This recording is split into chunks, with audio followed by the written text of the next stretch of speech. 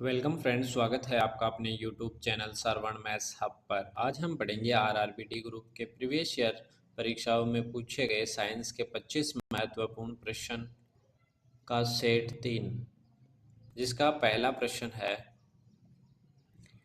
यदि एक सामान्य मानव की समंजन शक्ति अधिकतम है तो सिलियरी मांसपेशियों के लिए निम्नलिखित में से कौन सा कथन सही है। 4 ऑप्शन दे रखे हैं जिसमें इसका राइट आंसर हो जाएगा ऑप्शन बी, पूरी तरह से संकुचित। नेक्स्ट है प्रश्न संख्या 2, किसी वस्तु के द्रव्यमान के संबंध में निम्नलिखित में से कौन सा कथन सत्य है। द्रव्यमान जो है वो एक समान रहता है, वस्तु चाहे किसी भी स्थान पर क्यों ना हो, जबकि भार बदलता है। तो यहाँ इसका राइट आंसर हो जाएगा ऑप्शन बी, यह समान रहता है वस्तु चाहे कहीं भी हो। इसके बाद नेक्स्ट है प्रश्न संख्या 3, द्रव्यमान संख्या के संबंध में निम्नलिखित में से कौन सा कथन गलत है।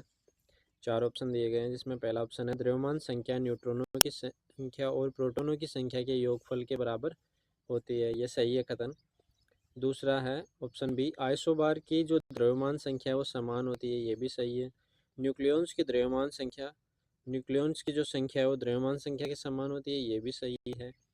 ऑप्शन डी है, प्रोटियम और ड्यूटेरियम की द्रव्यमान संख्या समान होती है, ये गलत है क्योंकि प्रोटियम की जो द्रव्यमान संख्या है वो 1 होती है क्योंकि इसके नाभिक में 1 प्रोटॉन और 0 न्यूट्रॉन होता है, जबकि ड्यूटेरियम जो है उसकी द्रव्यमान संख्या 2 होती है क्योंकि इसके नाभिक में 1 प्रोटॉन और 1 न्यूट्रॉन होता है। तो इसका राइट आंसर हो जाएगा ऑप्शन डी, प्रोटियम और ड्यूटेरियम की द्रव्यमान संख्या समान होती है, यह कथन गलत है। इसके बाद नेक्स्ट प्रश्न है प्रश्न संख्या 4, एक स्पष्ट प्रतिध्वनि सुनने के लिए मूल ध्वनि और परावर्तित ध्वनि के बीच न्यूनतम समय अंतराल लगभग होना चाहिए।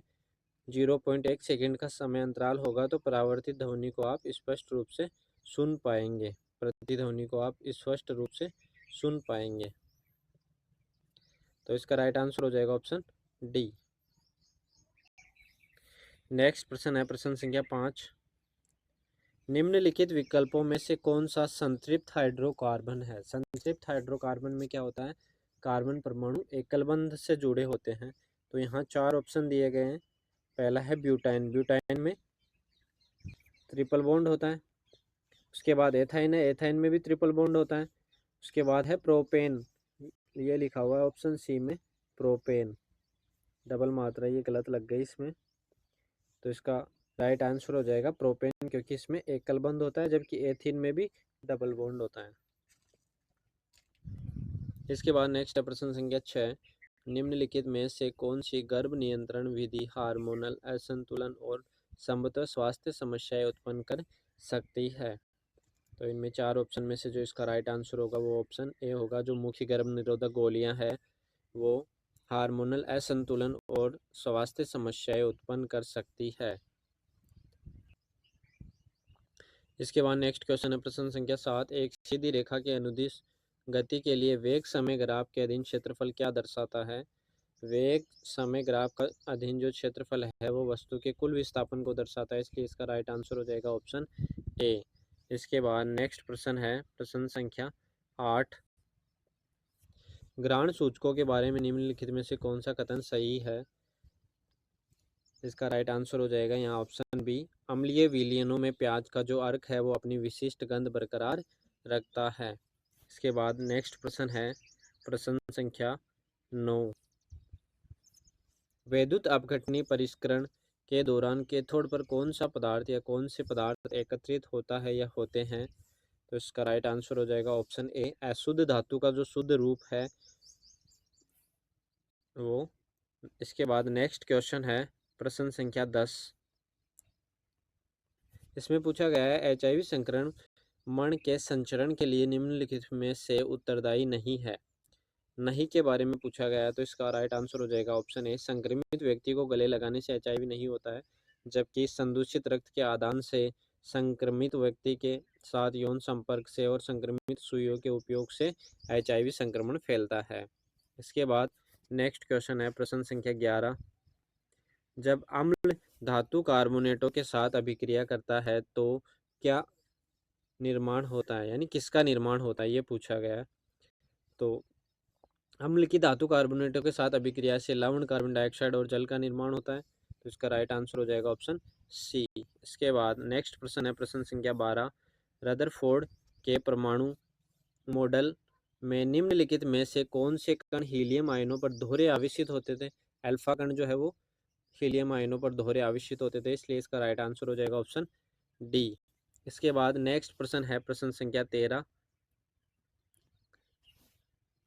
इसमें पूछा गया है निम्नलिखित में से कौन सा अम्ल या क्षार सूचक अम्लीय माध्यम में रंगहीन और क्षारीय माध्यम में गुलाबी होता है। तो इसका राइट आंसर हो जाएगा फिनोल्फ्थेलिन।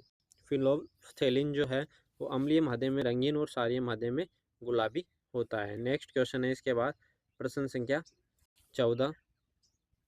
न्यूटन के तीसरे नियम के अनुसार क्रिया और प्रतिक्रिया बलों में निम्नलिखित में से कौन सा कथन सत्य है। तो इन चार ऑप्शन में से जो इसका राइट आंसर होगा वो हो जाएगा ऑप्शन ए।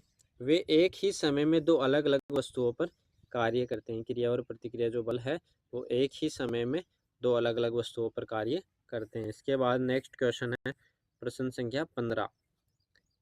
इसमें पूछा गया है निम्नलिखित में से कौन सी स्थिति है जो किसी द्रव के वाष्पन की दर में वृद्धि करेगी। वाष्पन की द्रव में वृद्धि करने के लिए है यहाँ पे पवन की चाल में वृद्धि, तो ऑप्शन इसका डी जो है वो राइट आंसर हो जाएगा।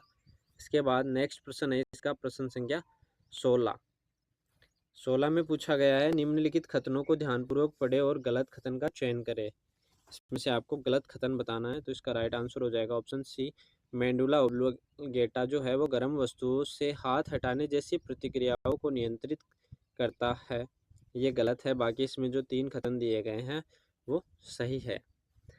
इसके बाद नेक्स्ट क्वेश्चन है प्रश्न संख्या 17। बैटरी का प्रतीक कौन सा है इनमें से। बैटरी जो है वो कई सेलों के संयोजन से बनती है, तो इसमें इसका राइट आंसर हो जाएगा ऑप्शन ए, एक साथ जुड़े हुए कई सेल। नेक्स्ट क्वेश्चन है इसके बाद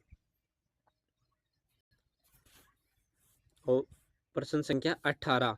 इनमें से कौन सा एक रासायनिक परिवर्तन है। तो इसका राइट आंसर हो जाएगा ऑप्शन ए, मक्खन का खट्टा होना एक रासायनिक परिवर्तन है। बाकी जो है वो भौतिक परिवर्तन और अन्य परिवर्तनों में से है। कार्बन डाइऑक्साइड से सूखी बर्फ का बनना, एक प्लेटिनम तार का गर्म होना और लोहे का चुंबकीयकरण जो है वो अन्य परिवर्तनों में से है। इसके बाद नेक्स्ट क्वेश्चन है प्रश्न संख्या 19। प्रकाश के प्रकीर्णन की घटना को सबसे पहले किसके द्वारा स्पष्ट किया गया था। सर आइजैक न्यूटन के द्वारा प्रकाश के प्रकीर्णन की घटना को सबसे पहले स्पष्ट किया गया था, तो इसका राइट आंसर हो जाएगा ऑप्शन बी। इसके बाद नेक्स्ट प्रश्न है प्रश्न संख्या 20। एक व्यक्ति 3 मिनट में 600 जूल कार्य करता है तो औसत शक्ति क्या होगी। औसत शक्ति का फॉर्मूला होगा P बराबर W/T। W यहाँ पे है 600 और टाइम जो है वो सेकंड में रखना है, तो मिनट है 3, तो 3 मिनट को सेकंड में बदलेंगे तो 3 गुणा 60। 60 से 600 को काटेंगे 10 बार, तो इसका उत्तर आएगा 10/3। 10 में जब 3 का भाग देंगे तो इसका उत्तर आ जाएगा 3.33। तो इसका राइट आंसर हो जाएगा ऑप्शन ए। इसके बाद नेक्स्ट क्वेश्चन है प्रश्न संख्या 21। इसमें पूछा गया है विद्युत ऊर्जा का व्यापारिक मात्रक यदि किलोवाट घंटा है तो निम्नलिखित में से कौन सा 1 किलोवाट का सही मान होगा। 1 किलोवाट घंटे का जो सही मान है वो होता है 3.6 गुणा 10⁶ जूल। तो इसमें ऑप्शन में दिया गया ऑप्शन बी 3.6 गुणा 10⁶ जूल। इसके बाद नेक्स्ट क्वेश्चन है प्रश्न संख्या 22। पेट्रोलियम का संरक्षण क्यों महत्वपूर्ण है। क्योंकि पेट्रोलियम जो है वो एक अनवीकरणीय संसाधन है, यानी इसका निर्माण नहीं किया जा सकता, ये प्रकृति से प्राप्त होता है हमें, इसलिए इसका संरक्षण महत्वपूर्ण है। इसके बाद नेक्स्ट प्रश्न पूछा गया प्रश्न संख्या 23। निम्नलिखित में से कौन से उत्तक जो है वो जंतुकाय में आच्छादी या रक्षी उत्तक होते हैं। उपकला उत्तक जो है वो जंतुकाय में आच्छादी या रक्षी उत्तक होते हैं, इसलिए इसका राइट आंसर हो जाएगा ऑप्शन डी, उपकला उत्तक। इसके बाद नेक्स्ट क्वेश्चन पूछा गया है प्रश्न संख्या 24। मटर का निम्नलिखित में से कौन सा लक्षण जो है वो एक प्रभावी विशेषक था जिसका उपयोग मेंडल द्वारा अपने प्रयोग में किया गया था। वो थे लंबे पादप। ऑप्शन डी इसका राइट आंसर हो जाएगा।